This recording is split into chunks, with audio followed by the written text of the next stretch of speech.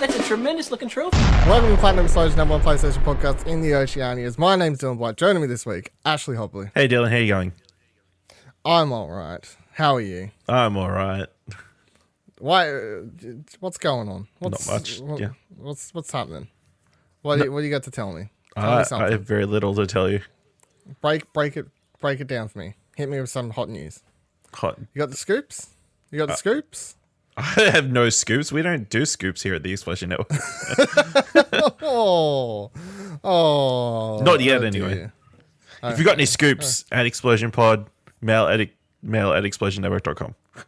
Yeah. I was about to say, if you're going to say like scoops or something, I'm like, that is indeed not a mail address we have. Not a mail address we have. Mail at explosionnetwork.com? Yeah, sure. All right. We'll set that up. Scoops at explosionnetwork.com. Yeah, I'm sure we'll get lots of lots flying into the inbox if that happens. All right, well, if you got no scoops for me, you can hit me with your review of FIFA 19 then. I've sort of and by me, I mean listeners who care because obviously. Yeah. Go for gold, Ash. I sort of barely scratched the surface. I mean, it's such a dense game.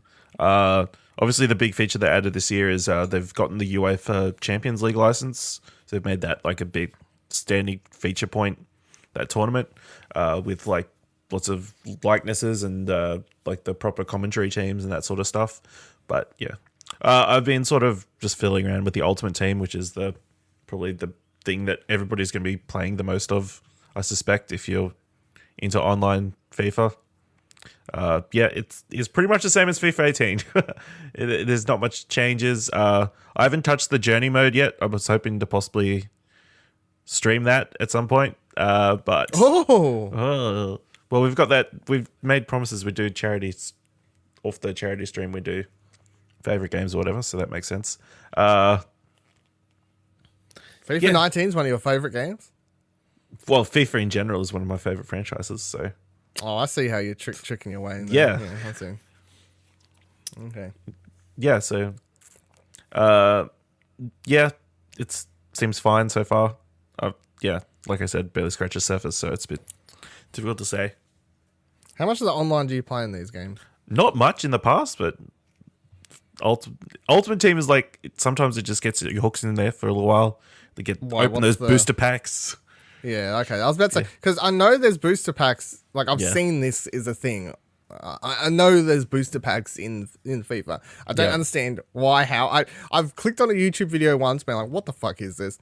Seeing people flipping out. They're like, oh my God, I unlocked fucking Ronaldo, someone. And so, well, I don't know really people's names too much. But, they're freaking out over cards. And I'm like, the cards are players, right? And you have to unlock players to use them in online mode? Is that how it works? What else? Yeah, so it's like a trading. It's like Pokemon trading card game or whatever, like but with, online. Football players. Yeah.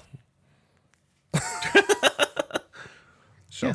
It's not that hard to get your mind around, but is it? It's genius, really. I mean, that's why they put a game out every year. Is it because it's real world money? Like it can be, so naturally it is. Naturally, people do spend. Yeah. Makes sense to me. I'll tell you what. Tangentially related, and I won't talk too much about it on here because it's not PlayStation related. But I've been playing a little bit of that Magic the Gathering Arena that's gone into open beta this past week. Isn't that coming to PlayStation? So. I don't know. It might be coming to PlayStation. I'm wondering how... It might be because... Oh, no, that was... Never mind. It can. They've built the game in Unity, which means they can literally port it to iPad, mobile, Xbox, PlayStation, fucking Switch. If the possibility is there. It just depends on how it all wants to work. If they want to make it crossplay and I can share my profile across all the platforms and stuff... I'll be fucking loving it at that point because... As if PlayStation's going to do that. Well, we'll talk about that in a little bit. But it's but just on that note, like I booted up that and it's obviously like... I don't know what I expect. All games do this and I'm sure FIFA does the same thing where... So say the highest amount of packs you can buy is like 20,000 whatever in-game currency. All right? That's how much it costs. Yep. But to buy that, the highest amount of in-game currency you can buy will be like 22, 23,000. They always make you buy more than you need, so you then have a little bit left over. Yeah. You know? And then with that little bit left over, you're like, well, I could use that to this, but that's not really good value. So then you buy like the medium value in-game value. Like, and a game I play, obviously, like weekly, Pokemon Go, does this too, where the highest, well, the amount of gold coins I'll buy quite often is a $15 one, because that's just enough to buy me a couple bag upgrades or whatever when I feel fit to buy those, or egg capacitors, what the fuck they call it. Incubators, yeah. But it's the exact same thing. It's like, oh, so the highest thing I need here costs this much, and I've got like 300 coins left over. They fuck you with it's genius, and they know that all the games do it. They just fuck you into spending more money constantly, and you don't even realize it. Yep. Like, why can't I just spend exactly what I want the to spend? exact amount I want, which you can on your PlayStation store, your Nintendo store, your Steams, your Xbox, whatever. If you're buying a game directly, you can just say, just give me the funds I need to do this. But in-game currencies in old games, they fuck you hard. They never let you use the exact amount that you want. It's genius. They get more money out of you. I mean, it's horrible, but it's genius. Yeah, it's smart. It's terrible, but smart. Yeah, it's terrible, but smart. Okay. FIFA 19. Anyway, Magic the Gathering. Yeah, Pokemon. Yep. Good job, everyone. Cards. Moving on. All right, so I've played 2 games last week. The first one I played and I reviewed was Creed Rise to Glory, which is a PSVR game. I'd been kind of looking forward to this because I was like, I like Rocky. I like Creed. Boxing in VR sounds like a go-to. And I think there's been one other boxing game on PSVR that I never tried because I think it was just more kind of silly arcadey type thing, which wasn't super interesting to me. But this is somewhere in the middle between being what's the like Nintendo Punch Out. So it's somewhere between like Punch Out and like Fight Night or something like that. Did you ever play any of those like Fight Night games? I did play. Like that? I got Fight Night Champions on PS3. That was really good. Yeah, solid story mode. That was really good. I can't remember which one I played a fair bit of. There was one I played a fair bit of. It was like Fight Night Round 3 or, something along those lines. And all that stands out in my memory from it was I did everything. Like I got all the trophies bar a few online ones. So I did all these championships and, difficulties, whatever else you had to do. Yep. But then there was like 3 online trophies that were fucked impossible to get because they set them up as... So there was like a heavyweight, middleweight, there was a belt for every class. Yep. And they were real life or online real life belts, which meant that one player Only in the one world person could hold it at once. would have them. Yeah. And to get it, you would have to beat them. And that was tied to a trophy. So it was like, I understand what you're trying to do, but this is fucking stupid. Like, do you know how ridiculous this is? I don't know if the people decided to stop playing. If the what if they just stopped playing then they held on to the title forever? Yeah, I don't know. But when I was playing it for a week there, and I could see the person had it, and there was no way to just do anything about it. And I was like, okay, fuck this shit, and I got rid of that game. But anyway, Creed Rise to Glory is somewhere between the more hardcore Fight Night and Punch Out. It's fun. I think it's only like $32, $33, which as far as I'm concerned for a PSVR game that's pretty cheap-ish. I gave the game a 7, right? I looked on a review last night from Push Square or one of those sites. They had a review, they kind of liked it, they gave it a 5. One of the big negatives was they said that for the price it's not worth it. One of my positives was, for the price, I think it's okay. Because in my mind, PSVR games aren't going to be popping out at $10, Like, it's just... There is a fair bit of development costs still, so it's a tough ask to drop it to. So in my mind, $30, because I think it's like 32, but let's say $30. Well, that's that's pretty good for what you're getting here. And what you get is a 6-round campaign that has some sort of story that doesn't really matter. It's supposed to take place between the first and second game. It doesn't really matter. I mean, the story is basically training.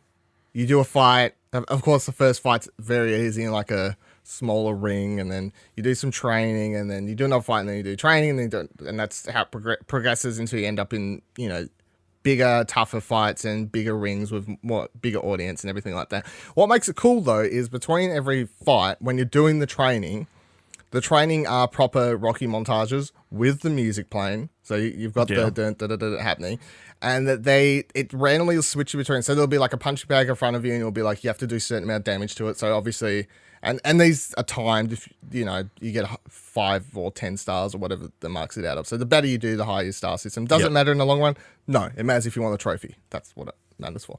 But so it's like do a certain score to this, punch it a bunch of times. And there's another one, it's like a treadmill, and you hold down the 2 face buttons on the move controls, and you have to like move your hands backwards, you know, really fast to run on that. And then there's other things like I don't know the official name for whatever the fuck this certain punching bag is called, but like there's one like between 2 pieces of rope, so it like moves backwards or forwards quite long. Yeah. So you have to like punch it, and then it'll turn red, and then you have to like duck out of the way. So to like practice your punch dodge kind of thing. Okay, so yeah, they're like they're like proper training things, drills, kinda drills given the game, but they're not super serious or anything.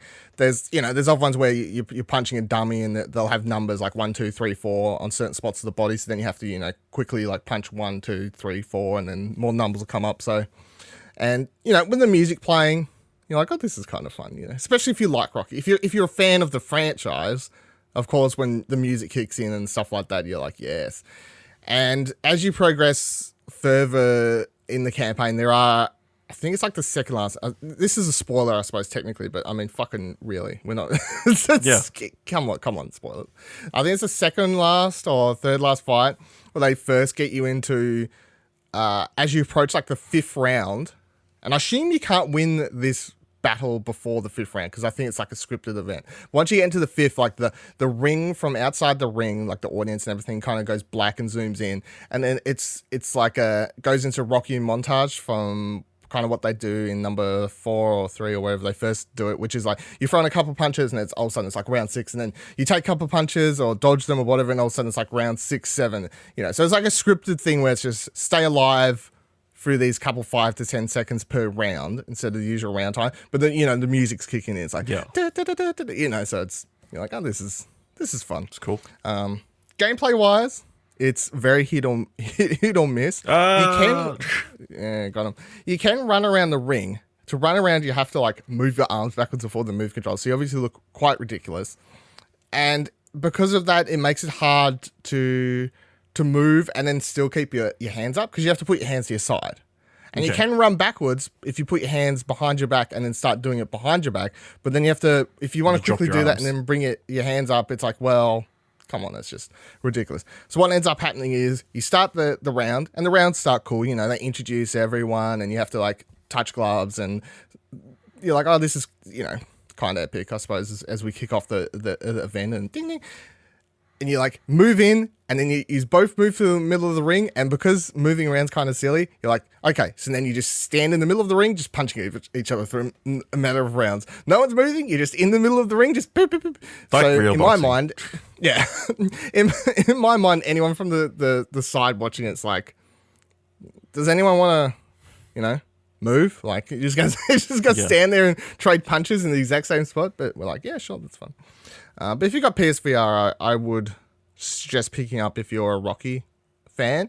If you want something boxing, then sure, but or wait for it to go on sale if you're just mildly interested, I guess. It does have an online mode, which I won't see lasting because there's not much to it other than the fact you can fight other players. You know, there's no ranking system to it. There's no particular reason. It's just like quick play, find an opponent, fight them, which was okay in the match I played. I found the rules apparently were a lot different. Whereas, because in the campaign fights they're more scripted, so it's like if you're punching your opponent in the ribs and whatever else, they're kind of getting winded and it's still doing more damage. But online, you're punching your opponent in the ribs, and they're not getting more winded. Like there's no stamina bar that goes down. Okay. Yeah, so you can't like wind your opponent's stamina down. The game does have a stamina system where if you throw punches, your stamina will go down. Then you kind of have to hold your hands up in front of you, like still to have them regain their stamina. And each hand has its own stamina. But punching your opponent in online doesn't make their hand stamina wear down more. So there's like no reason to do it. So then you're just both trying to punch each other's Heads faces, off. which is kind of not as fun, I guess. But I found it fun. And then the other thing I played, of course, was Life is Strange 2. And I won't talk about it too much because of spoilers. But if you do want spoilers, we'll be doing a show this coming Thursday at an undisclosed time. Oh, no, there was a time. 7 o'clock. Ish. Yeah, 7 o'clock. 7 o'clock or, 7:30, somewhere around there. And if not, you'll find it on YouTube's and you can search for it on the podcasting services. It's called Beyond the Strange. Life is Strange after show. So to be clear, 7:30 on twitch.tv/Explosion Network. That's the one. Got him. Got him. Me and Nick will be doing a spoiler cast discussion of it. But for now, I'll say very different to the first season. And I applaud them for actually doing it because I was thinking about it as I was driving home yesterday that, they do this first season and everyone grows attached to the kind of teen aspect of it, I suppose. Like the teen girl punk Drama. There's a certain aspect of it and a certain audience I feel has grown attached to the Life is Strange brand at this point. And Life is Strange 2 is nothing like it's, and it's not just like, oh, they're boys now. It's just in general, it's nothing the same. There's no high school aspect to it. There's no, the music is a lot different even, there's a lot of the themes about the first one, you had that like punk rock aspect, of course, because of like Chloe being in it and stuff like that. And this one's just, no. It's very political season, and there's literally no way to hide it. It's not even like, oh, they're trying to be, have a few political remarks in the game. It's like, no, this game is just straight up made to have a very political message. And there's a really cool line in it at one stage where a character, one of your characters or the character you play as Sean, says to a character, oh, so you write political stuff or something like that. And why always says something like, why is everything political? And another character turns around and goes, Sean, everything's political. Which just feels like them having not having a line in the game to kind of go, look, for all those people saying, for the audience of keep political stuff out of video games or, any of that garbage that you hear, this is them saying everything's political, right? Like, especially in this day and age. So,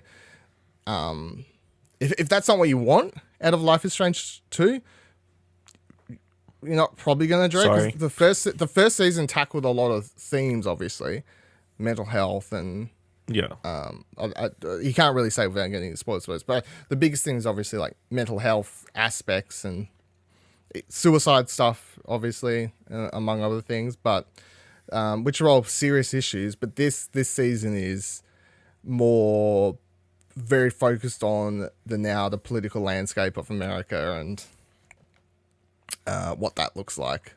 So it'll be interesting. I feel. Do you think it'll be divisive, or do you think gamers are not going to get too upset? Gamers are not going to get too upset in what world? I mean, the audience for this, I would say, is probably more left leaning. The people who played Life is Strange 1 would be more. You'd think so, yeah. You would assume so. Yes.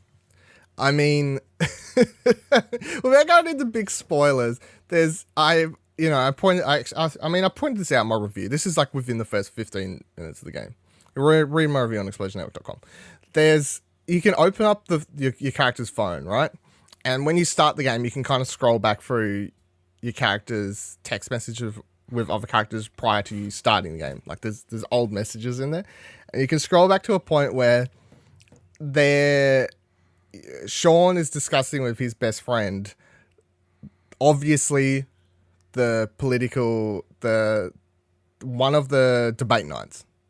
You know, they're talking about Hillary versus Trump. And there's a message just being like, oh my God, this guy, you know, he can't really win, can he? And blah, blah, blah. And then Sean replies and says like, sure, you know, surely not, whatever. My dad's freaking out. He even asked to have one of my cigarettes, or, you know, something, something along these lines. So, it's impossible to escape it's not subtle unless you're completely oblivious.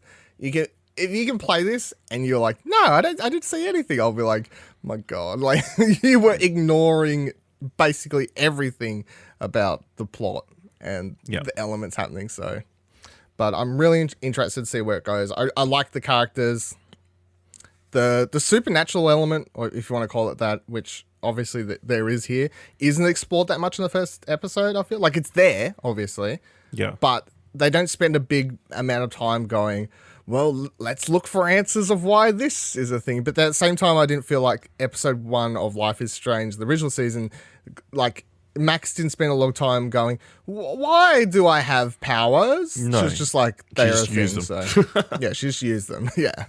So I feel like that's fine. So yeah, I'd suggest picking it up. And I prefer playing these things, obviously, as they air to get the discussion in and the theorizing and whatever else. But if you want to wait to binge them, then you do you. Or if you're scared to buy a season pass given certain events. But I don't feel like you have to be scared about that with this. No, I'm pretty sure Square Enix are going to be fine. Yeah, that is the thing to remember. Because I have seen some comments online of people being like, what to get cancelled like Telltale? It's like, look, they've got Square Enix publishing, they're fine. It's not going to happen. It's a lot different scenario. They've got that Final Fantasy money. Yeah. If Square Enix can literally spend 10 years working on one fucking game without ever putting it out and never cancelling it, they've got the money to fuck around, you know? It's going to be okay. All right. Move on. Let's move into the first piece of news. So PlayStation Plus games for October got announced. Going to be able to score yourself 6 plats, 26 golds, 45 silvers, and 180 bronzes this month. That is more trophies to get yourself than last month. It's a good job there. The games are Friday the 13th for PS4, Laser League for PS4, Knowledge is Power is still here, of course. I think it's up on November 2nd or something like that is the last day. So this month's probably the last month for it, I assume. Master Reboot for PS3, The Bridge for PS3, PS4, and Vita, Rocket Birds 2 Evolution for PS4 and Vita, and a 2064 read-only memories for PS4 and PS Vita. Anything stand out to you? What stands out to you this month, Ash? Not much. I mean, I've got Friday the 13th. It's a fun game, but it's kind of dead on the vine, sort of. I mean, they're not supporting it anymore. So, well, they're not supporting it, and obviously the studio closed down. Another studio has now come in and like picked up the servers. So a studio's come in to basically say, we'll keep the servers running. We'll do updates, fixes, maybe add in a couple random bits and pieces here, but we're not like, you know, putting a lot of time and effort into it. But we are going to... It's alive. It's just not going to grow anymore. Yeah, well, I feel like maybe through PS Plus, there will at least be a month where if you want to play it, you'll presumably find people playing You'll easily get games now for at least a month. Yeah. Anything else? I don't know much about the other games. I know that you recently reviewed the Switch version of 2064 Read-Only Memories. And so it's like reviewed it highly, I believe. Yeah. Yeah, I really, really enjoyed it. It's like a cyberpunk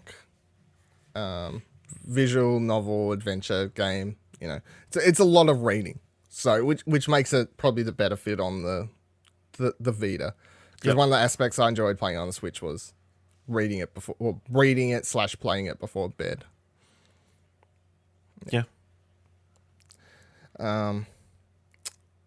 Laser League. I watched a trailer for because I didn't know. I'd never heard of this. Never heard of this. Came out like 4 months ago. Watched the trailer for it. The trailer didn't really make much sense to me. They were trying to hype it up to be some, you know, big esports thing, and they had actors in it and whatever else, being like, oh my, well, not actors. I think they just had people on the event being like, this game's so good. I'm like, what the fuck is the game? Can you just like explain it to me? But they're saying it's a cross between Gladiators and Rocket League, whatever that means. But if it's good, maybe having it on PS Plus will give it the audience that it never got. Yeah. You know, considering Rocket League obviously got a high boost, and you could argue that the reason it's got its audience it does today is because the fact it was on PS Plus and that it's hard not to argue that. People. Yeah. Well, I'm sure some people would be like, no, it'd still be good without it. But you know, I know this isn't launching now. This is, you know, several months old, but if the game's actually any good, maybe it'll pick up an audience for this. And the rest, Master Reboot's like a sci-fi horror thing, but I mean it's on PS3, so yeah. The Bridge, cool art style, like a puzzler. Don't know much about it though. Rocket Birds, I've wanted to play both the Rocket Birds game. I've never played any of them. They look fun though. They're like side-scrolling, you know, just shoot things and whatever else with cool looking chicken characters. So if that's your jam. But what would your pick be, do you reckon, then, out of this Friday? Yeah, probably Friday the 13th. Yeah. Although, don't expect to get that platinum trophy. No, fuck no. You're not gonna, I looked on PSN profiles when I was writing up the article for it the other day. Someone has, or I think there's like 2 or 3 people with the platinum. Like, use the roll math. Almost 18 months? Yep. But it's like win how many games? Oh my! It's ridiculous. Win 1,000 games as Jason. Oh. Yep. And I saw people in the forums being like, "How do you do this?" Like, "Oh, you know, you just an hour every night, just just grind it out." And someone in the thread's like, "I'm so bored of playing this game. I want the platinum." I'm like, "Look, these are where people make that argument of, you know, the trophies ruin your gaming there, but." That's a whole different conversation. I think my pick would actually be 2064 because I quite enjoyed that game. So, but if not that, then Friday is fun, especially if you're playing with friends. Yep, as we did many times on the Twitches. Certainly did. Maybe we will again. Maybe one last hurrah! It is October, you know. Yeah, horror games. Do it. Smash out some horrors. No PSX for 2018, Ash. This news story comes from Push Square, where they say, speaking on the latest episode of PlayStation Blogcast podcast, what a fucking mouthful. Bigwig Sean Layden said the company is looking forward to 2019 with games like Dreams and Days Gone, but it, quote, doesn't have enough to bring people together in North America to have that event. Perhaps recognizing some of the negative feedback from last year's event, he concluded, quote, we don't want to set expectations really high and then not deliver on it. Of course, it doesn't necessarily mean we won't end the year with big PlayStation news. There are still the Game Awards, for example, or the upcoming Kind of Funny thing. If it wants to put out some new trailers and announce some release dates. So what do you reckon of the news? I think it is a little bit surprising. I mean, last year, obviously, there was a lot of negative feedback that they didn't do the usual press conference thing and did like a Q&A, eventy sort of thing. But I think a lot of people were excited to go again this year, even if it was going to be like that. So for them not to do that again, I mean, is a bit interesting. I guess it leaves the door open for Xbox too. They've got like an XO event or something. Yeah, so that's the other interesting thing. So XO 18 is happening in, well, I think it's actually like soon. I don't have the date directly in front of me, but it's in Mexico City, I believe, and it's like early October, I believe. But it's an event they haven't done for something like 10 years or, you know, since 2006 or something maybe. I don't particularly know. I never heard of the event before. So when they announced it on Inside Xbox, I was like, what is this? Like, you've done this before? I never even knew about this. That is interesting. And then, of course, when Sony comes out and says we're not doing any PSX, it's like, okay, well, Xbox has the event this year, guys. I mean, it's not in America, which probably annoys Americans who want to go to it, I guess, but you can hit that up if that's something that you want to do. Yeah. But I think I think it makes sense. They copped so much negative feedback from people last year, but it is worth pointing out that the negative feedback that they copped last year was basically all from people sitting at home. Yeah, not the people actually went. Well, I'm sure there's Not some the people who people went to the event. Yeah. Well, the majority. Yeah. Yeah. You're probably right. But the majority of people I saw tweeting were saying they're having a great time. You know, because they went there to see stuff, but at the same time they went there for a social aspect and just meet up with friends and hang out and do whatever. So I feel like maybe if Sony just came out this year and said, "Look, this is an event. We're not even streaming fucking anything. We can put up some games to show." You know, you could come up with panels and that are Sony related with Sony people and whatever, and try and chuck together some sort of PSX that's more just for attendees and more of a PAX-ish Sony thing, I suppose, instead of a big event. But then people at home would still be like, well, maybe they'll show something. And then, like last year when they were straight up just said, look, it's just, but we're not doing what we did last year. This is small. This is going to stop. But everyone was like, well, don't believe them, don't believe them, don't believe them. And then freaked out when it turned out to just be as they said, nothing big. So I we should really take them on their word. They said they were only going to show 4 games at E3 this year, and they did. Yeah, it's funny because everyone just keeps being like, nah. PSX, nah, they'll do E3, nah, there'll be more to this. This can't be it. Everyone's always like, nah.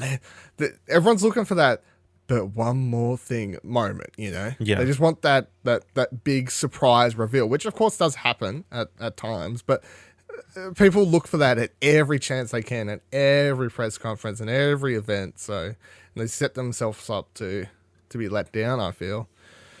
So it's disappointing for anyone who was planning to go there, I suppose, for a, meet up with people or looking forward to that as a potential holiday event towards the end of the year.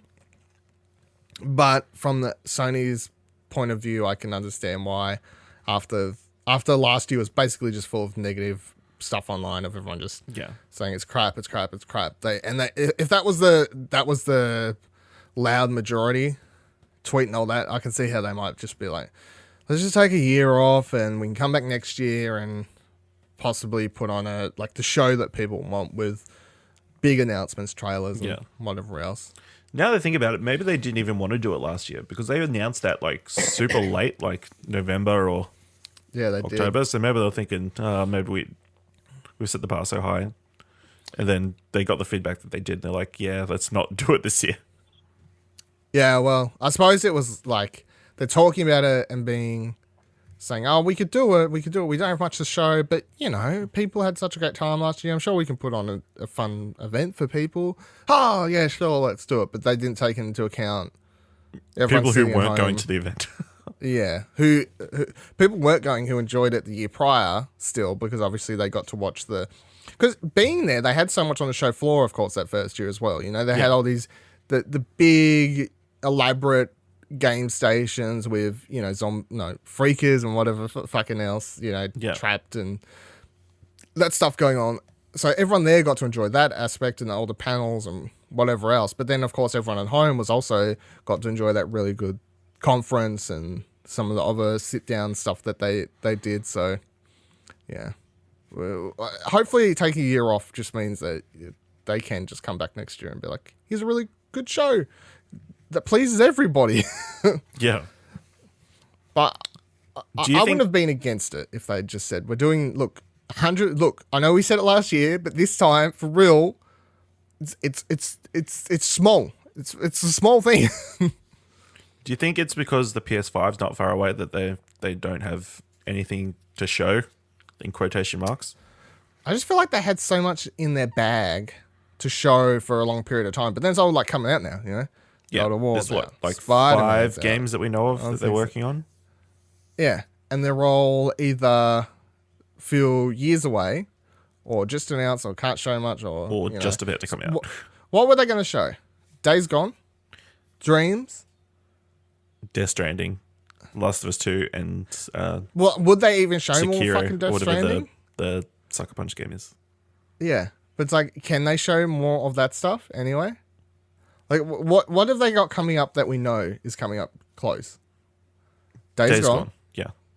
And they reckon Dreams, according to this, is Dreams also, any day. Yeah, Dreams is apparently a thing that's just going to come out of nowhere. But Securio is probably 2020, we're going to presume. Yeah. Maybe. Or even later, I suppose. 2020 at the earliest, I feel. Death Stranding's... Apparently it's finished this year, apparently. Isn't that the story that went around? Yeah, all right. Death Stranding's 20 years away, so unless they're coming out to announce NAC 3, they could have... the only reason I want this conference, I want to see my man Sir Daniel Forsky. That's the only it was announced last year and we haven't seen a single thing. Yeah, no, I haven't seen anything, so that's the Game biggest Awards. Disappointment. It's the biggest disappointment. Yeah, that is the thing. Like, we do have the Game Awards, which for everyone who likes to sit there and watch it and make fun of it, look, I understand that a lot of people don't watch other fucking Emmys or Academy Awards. The Game Awards are fine to watch. Calm down.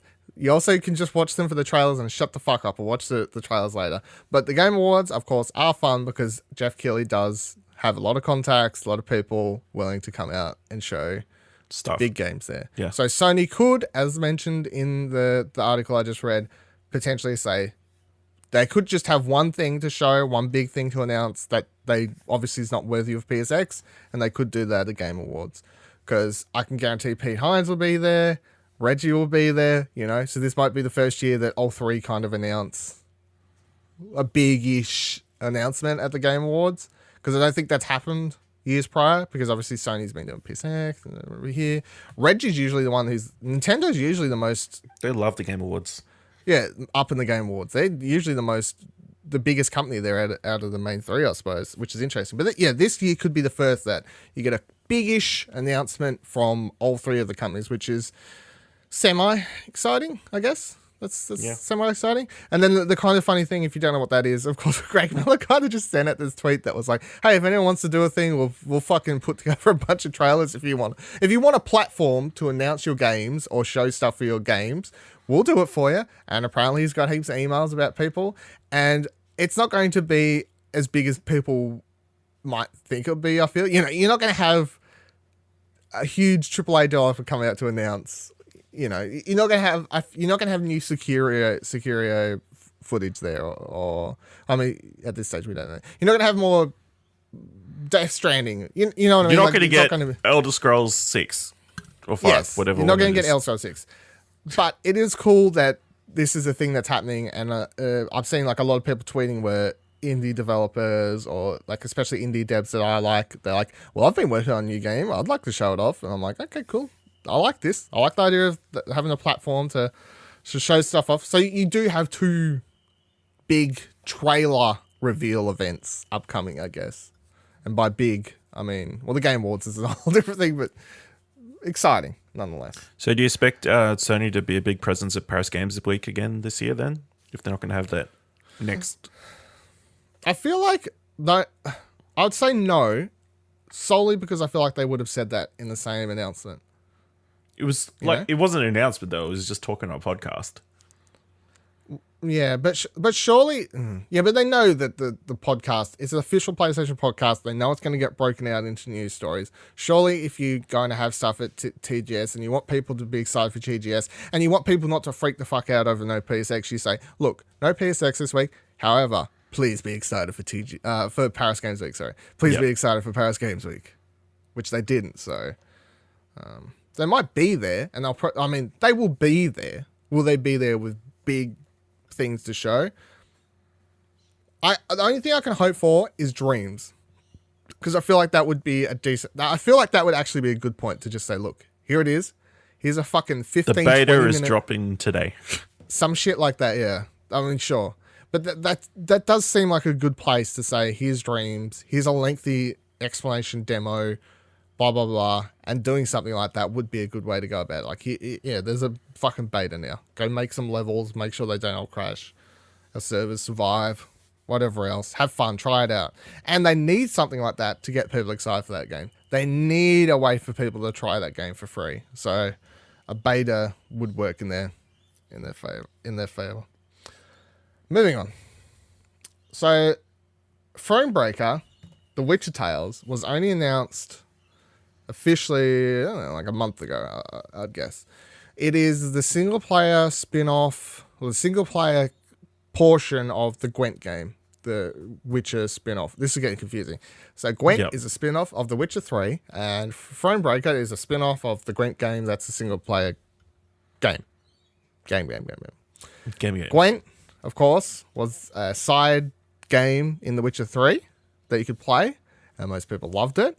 And that's why they were like, fuck yeah. We came up with a really cool game. We're going to turn it into its own game. And they made Gwent, the Witcher card game, which has been in beta for... Ever. Like 2 years, I feel. Like, is that... It came out like early 2017 or something? Yeah, something I feel. like that. So, yeah, quite some time. It is coming out of beta. It is going to fully release at the same time that Thronebreaker comes out, which is... when is it? Later this month? I can't remember exactly. October 23rd. Yeah, okay. Yeah, so they're both releasing at the same time. Gwent is getting a big update that is changing a lot about the game. They're changing the lane because everyone got really angry about that game. They added more lanes and whatever else. But I mean, it was in beta, so they can change stuff. But they're doing a big beta, and then the multiplayer portion is rolling out officially as a full game. So there's that.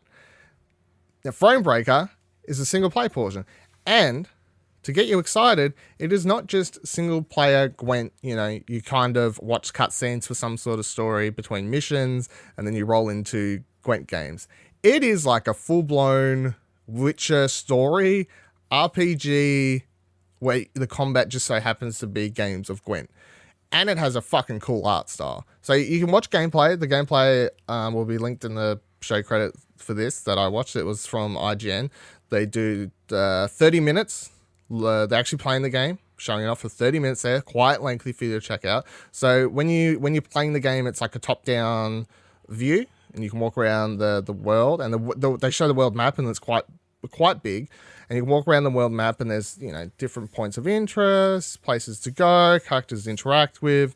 You can smash stuff up to get gold, which of course you can use to make your army bigger. Your army is your deck, of course. That's kind of how it works. You're the leader of I can't remember the exact explanation of the story, but it does take place between 2 and 3. So it's after the second one, before the third one. You will bump into Geralt. Yes.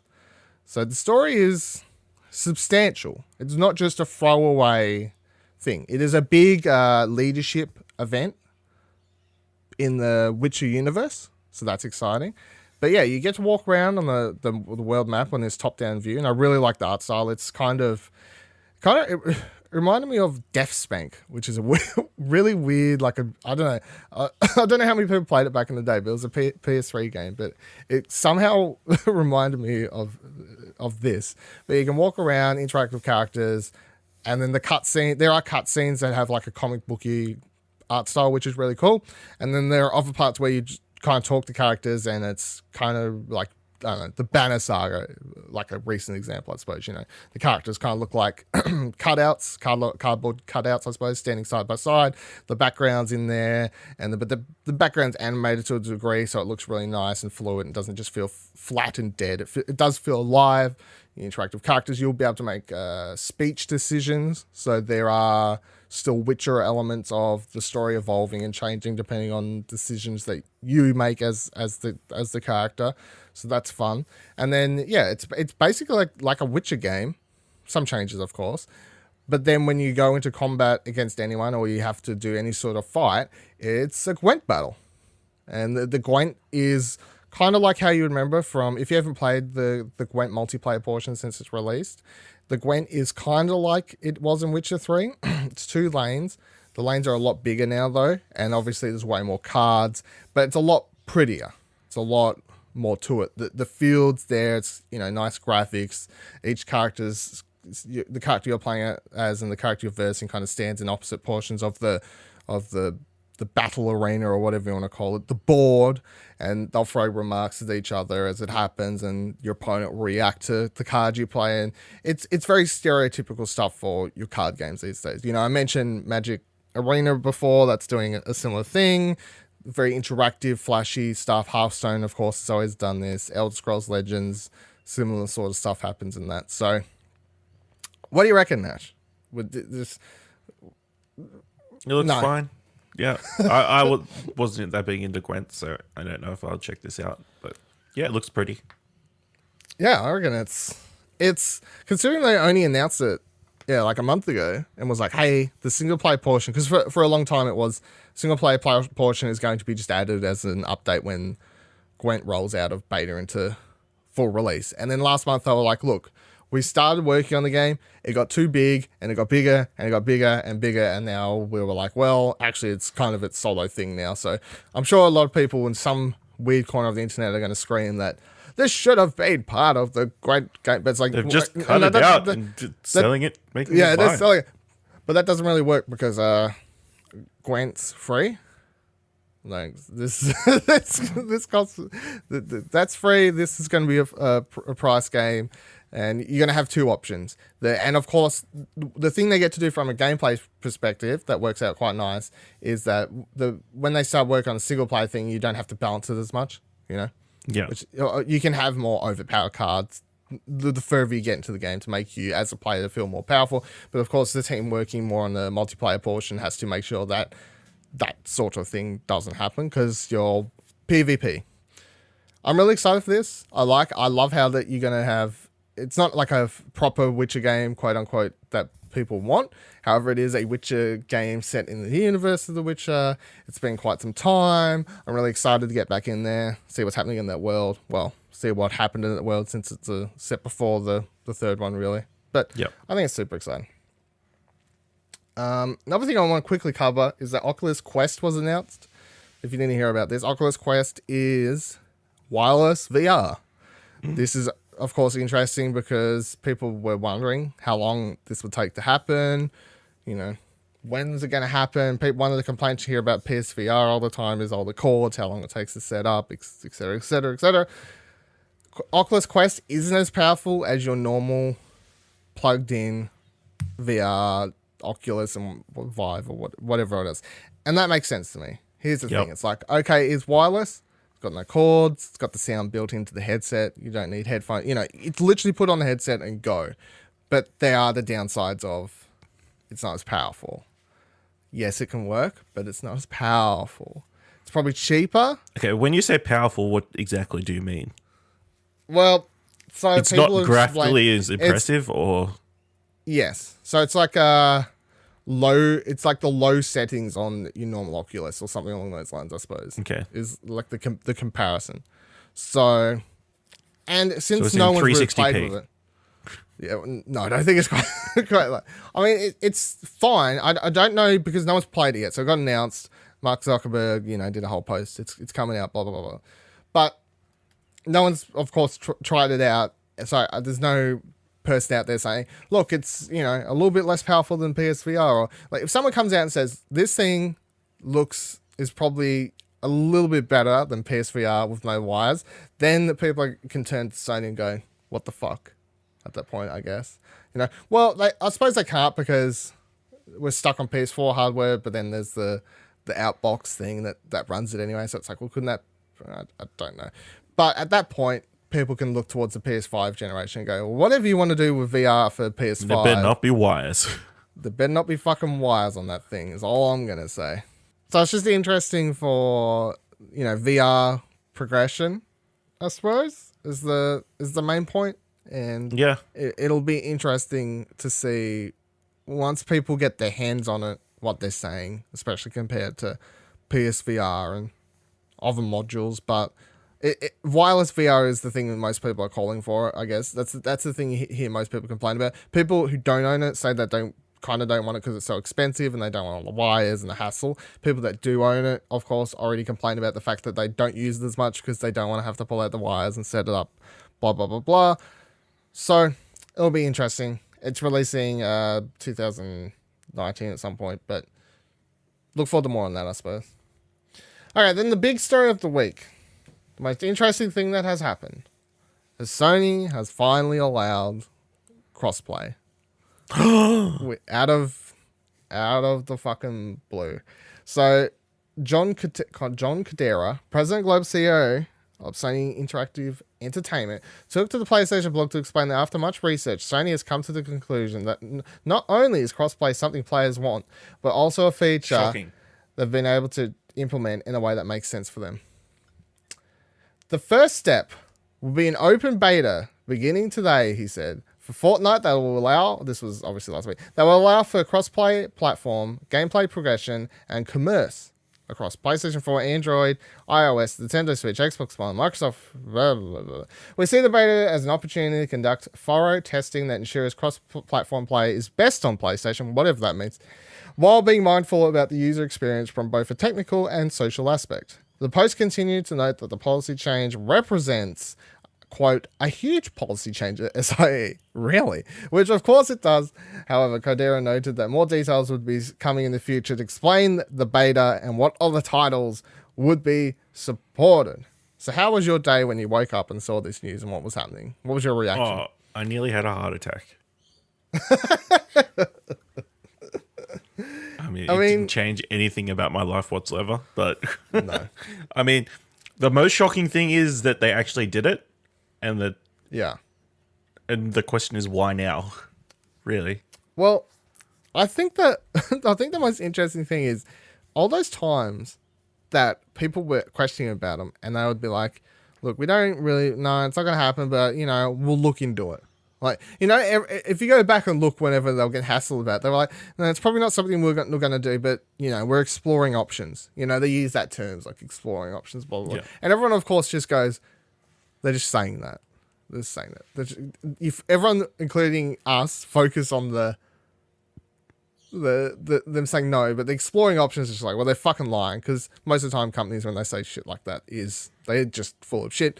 Turns out they actually were exploring options, and they because this didn't happen in a week. You can't imagine this happens quickly, which means that when the whole uproar started, they probably were straight onto discussions about it, because I feel like it would have taken quite a lot of time to get it through the system. Not only from like a technical standpoint for them to whatever flick those switches that are necessary and whatever else.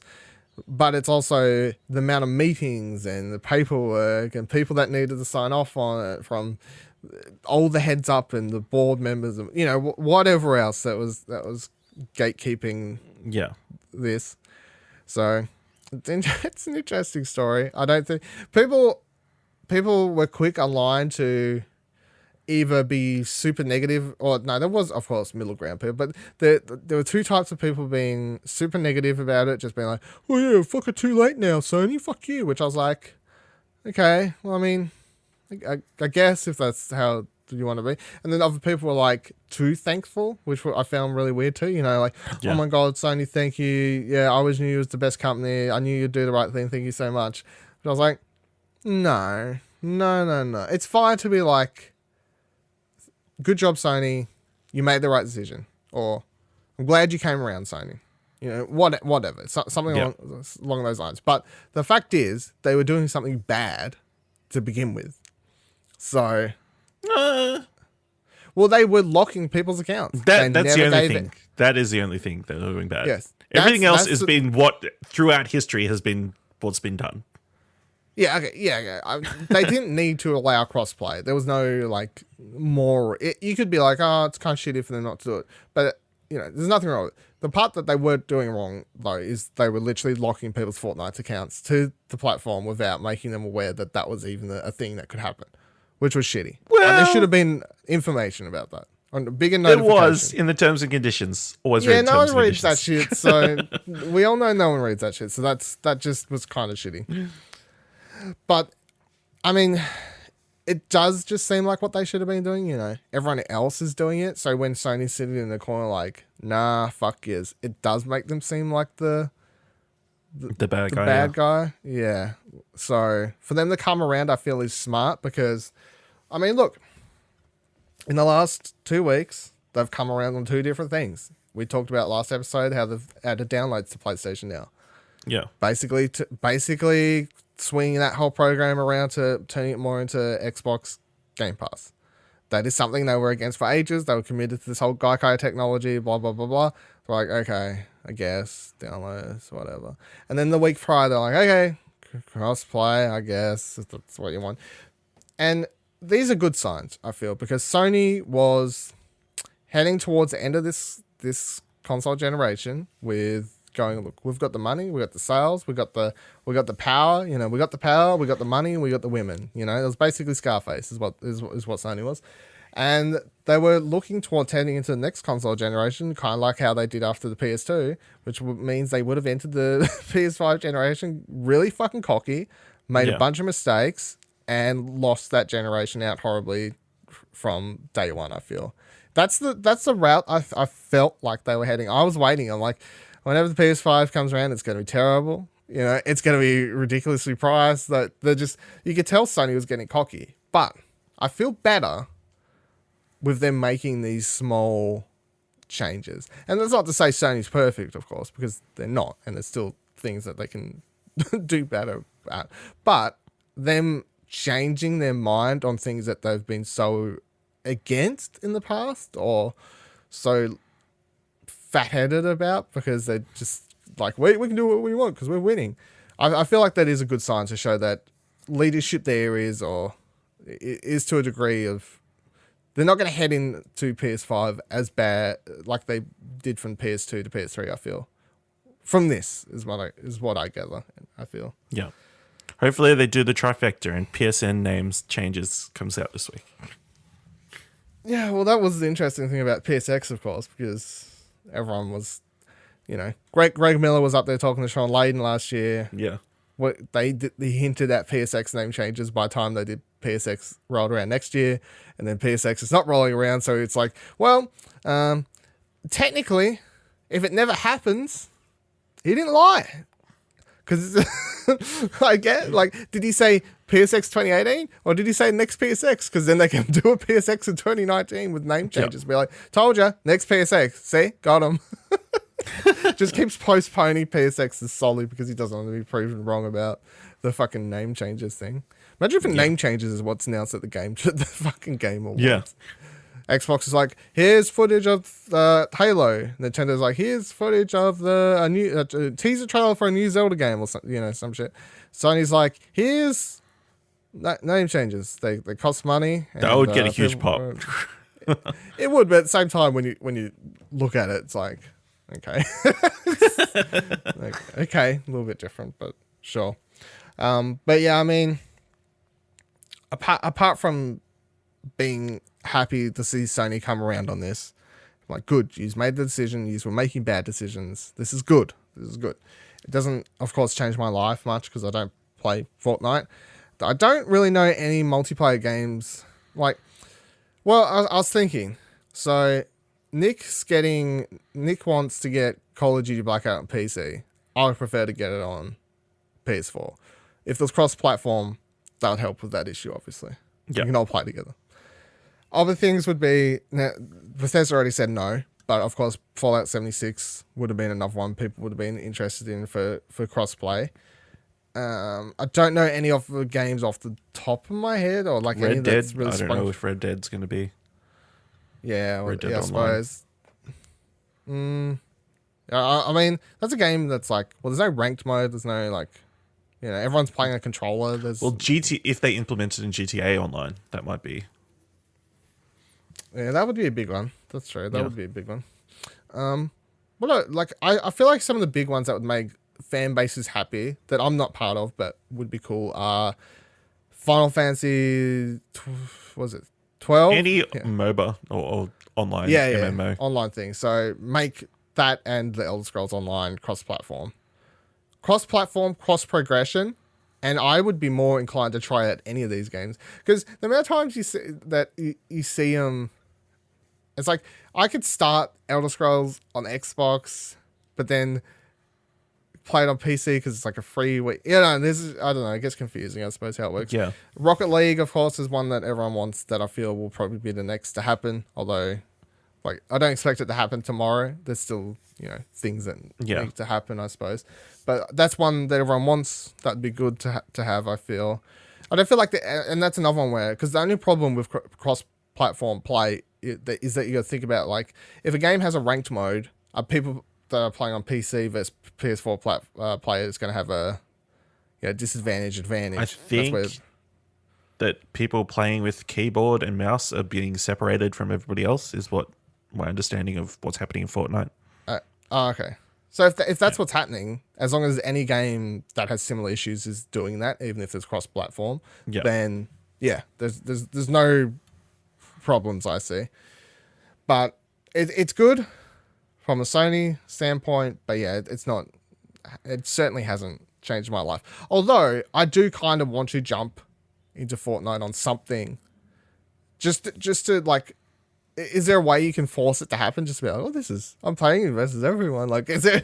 Can I opt into? I don't know, unless you've got a friend on each platform, then you're game. Maybe I'll make 3 different accounts and like log in on all 3 player ones.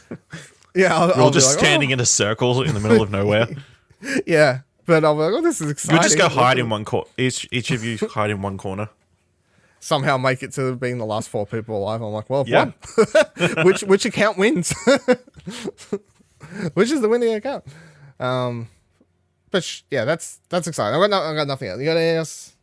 I think this is good for like smaller games. Like obviously, if you've got more options of having a bigger like online community, then you've got more people. Like say Friday the 13th for the example. If you've got people, you can play against people on Xbox or PC and everything now, then that game could live on a bit longer. Yep. You I agree. hopefully get into games a bit quicker.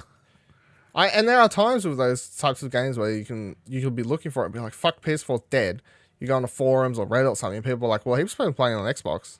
Yeah. And you're like, fuck. So, that's a good point. That is a good point for those types of smaller games. And, hopefully, we don't really know what the beta means, what Sony's doing behind the scenes, what any of this stuff means. But hopefully it's not some sort of rigorous, stupid thing you have to like fill out as a developer or publisher or whatever to get Sony to be like, your game's allowed to have crossplay. Like if it's a application and Sony can be like, nah, your game gets no crossplay, then it becomes a bit silly. It's like either if you put it in the publishers and developers' hands to go, we want to enable crossplay in our game, and just Sony sits back and goes, it's in your hands. I don't think they should have yes or no say in what games are doing. It should just be up to the developers and publishers or whoever. I think it might be like a moderating issue. Like obviously, PlayStation have always been on about how they want to protect their players from toxic people in other communities. So whether they have some sort of control in that regard, or the developer takes on responsibility or something like that. Like I suppose to ban players and that sort of thing. Yeah, but I mean, look, anyone out there, including Nintendo, who's like, we want to make sure our fan base is the best to protect the kids and whatever else. It's like, look, the people being the most toxic are the fucking 10-year-old kids. Look, we all know it. We all know it. It's the truth. Don't worry about the kids. They're the problem. Because they don't know what they're saying. That's why. Yeah. They're the issue. Don't worry about it. All right, let's move on to hashtag everytrophycounts. We move towards wrapping up the show. So Astro brought Rescue Missions out this week. It's a really exciting PSVR game. It is. I'm looking forward to hopefully trying that out this week. It looks really cool. Trophy list reminded me of an old school platformer type trophy list, because there's a bunch of trophies for beating bosses, a bunch of trophies for getting collectibles, and then a bunch of ones for like challenges and a couple misc things. And I was like, oh yeah, beat bosses, get collectibles. This just seems like playing, Sly, Crash, whatever, Ratchet and Clank. One of the old types of fun games for that. So that's exciting. Looks like a pretty easy platinum, as long as the challenges, whatever exactly they are, aren't actually too challenging. But we'll find out. Then Assassin's Creed Odyssey. People already have the plat, including Brian from PlayStation 4 trophies.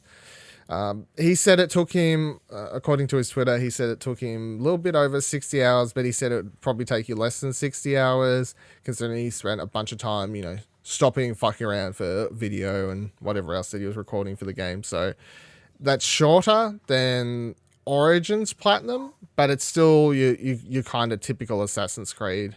Especially if you played Origins, I suppose it's kind of similar list to Origins, but yeah, that's out. That's exciting. I didn't realize it was out today of the day of release of this podcast. I thought it was further into October. Oh, really? Yeah. I know. No.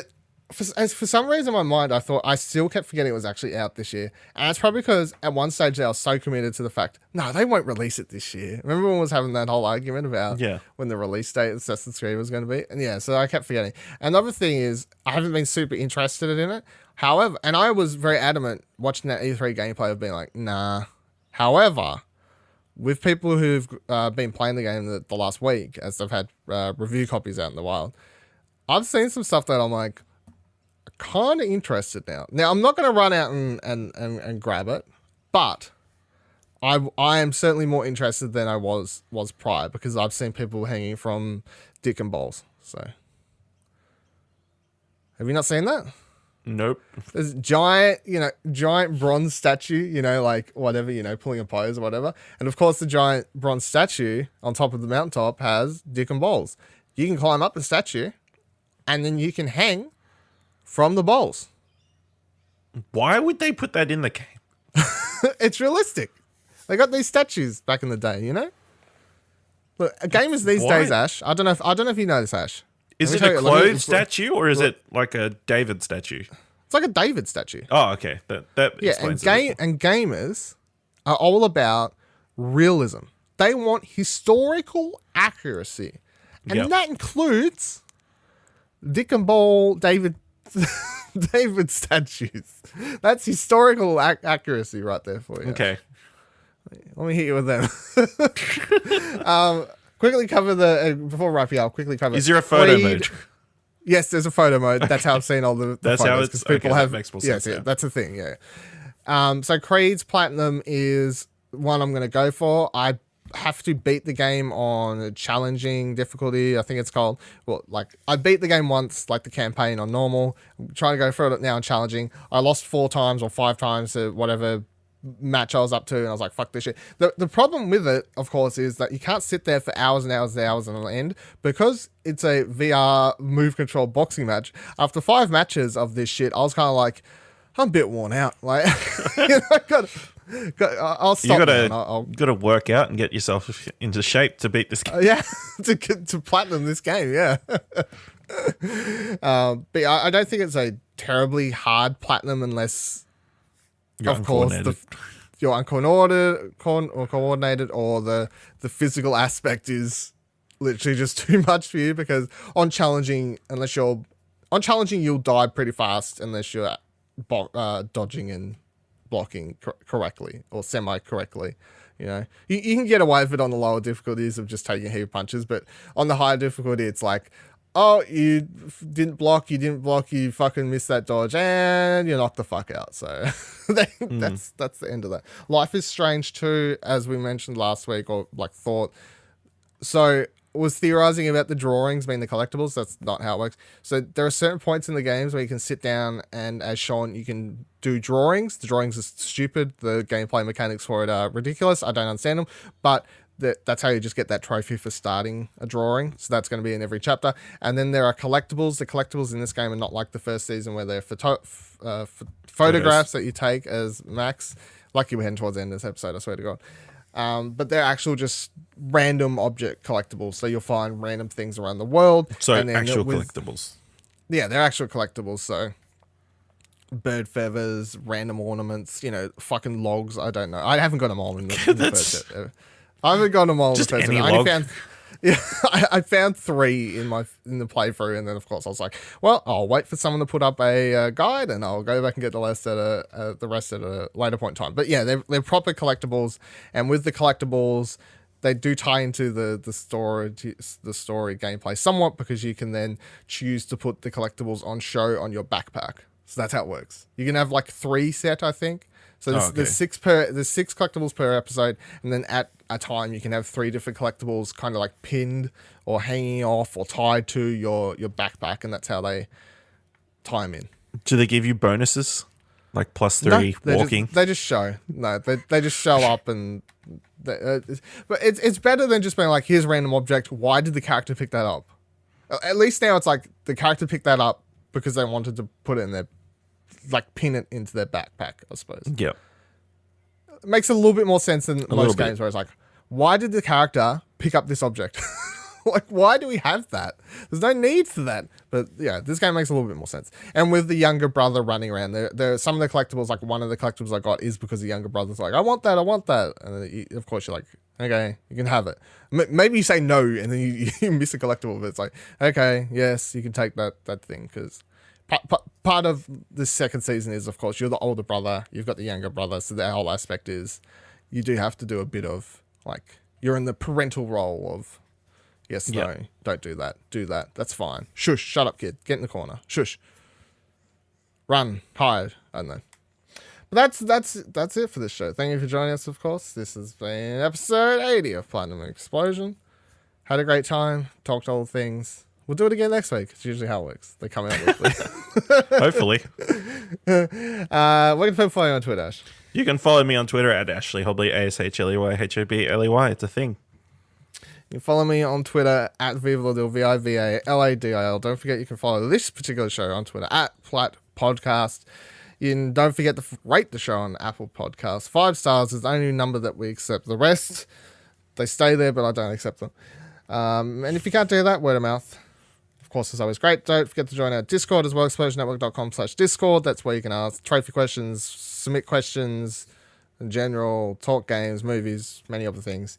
And this is, of course, a product of Explosion Network, of which you can find many more shows, articles, news, reviews, and many more things. ExplosionNetwork.com, and you can follow the Explosion Network on Twitter at ExplosionPod. Until next week, Ash. I don't know. Give me a sign off. Keep platinuming those platinums. Keep playing video games, I guess. Oh, no!